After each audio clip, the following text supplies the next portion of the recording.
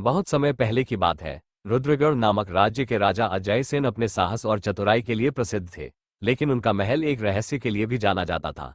महल के सबसे ऊंचे मीनार में एक लोहे का दरवाजा था, जिसे कभी किसी ने खुलते नहीं देखा।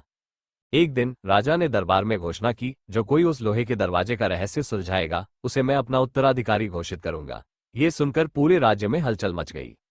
सैकड़ों योद्धा, विद्वान और गुप्तचर उस दरवाजे तक पहुंचे, लेकिन कोई भी उसे खोल नहीं पाया। दरवाजे पर कुछ अजीब संकेत खुदे हुए थे, जो किसी को समझ नहीं आते थे। राजा के सबसे करीबी योद्धा वीरभद्र ने इस चुनौती को स्वीकार किया। वो उस रात अकेले दरवाजे के पास गया। अचानक उसने देखा कि चांद की रोशनी में दरवाजे पर खुदे संकेत चमकने लगे। संकेत में लिखा था, जो सच बोलेगा वही प्रवेश करेगा।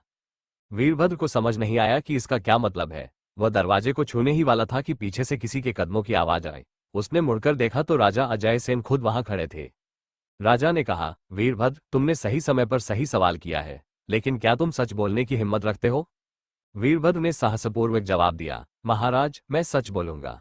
राजा ने मुस्कुराते हुए दरवाजे को छुआ और दरवाजा धीरे धीरे खुल गया। अंदर एक विशाल दर्पण था। राजा ने कहा, इस दर्पण में जो देखेगा उसका सबसे बड़ा राज उजागर हो जाएगा।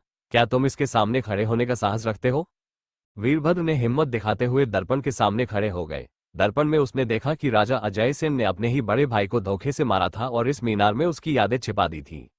वीरभद्र ने राजा से कहा, महाराज, ये राज मैं किसी को नहीं बताऊंगा, लेकिन आप अपनी आत्मा को कब तक धोखा देंगे? ये सुनते ही राजा फूट फूट कर रो पड़े और घोषणा की कि वह गद्दी छोड़कर साधु जीवन बिताएंगे। वीरभद्र को नया राजा बनाया गया, लेकिन कहते हैं वह दर्पण आज भी उस मीनार में है, और जो भी उसे देखता है उसका सबसे बड़ा राज सबके सामने आ जाता है।